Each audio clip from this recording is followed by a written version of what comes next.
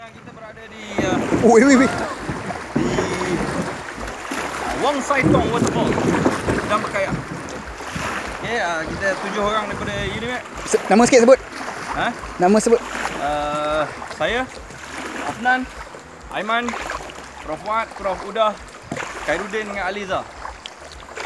Okay nice. Dia punya air sangat jernih.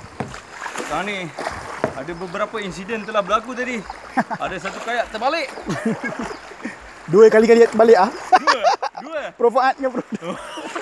Oh, Prof Wad terbalik ni? Mula-mula. Oh, yang apa? Gelang kabut ke dia ni.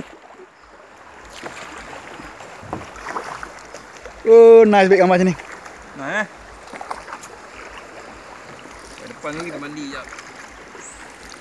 Pergi datang sungai tak mandi je.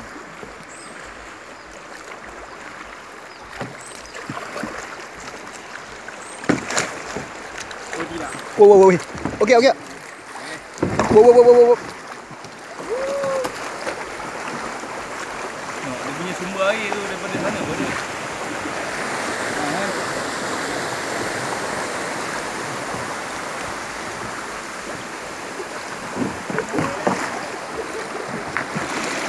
Oh, Prof. Woi, bahaya apa? Wih, batan. Wih. Okey. Wih. Okey, jangan risau.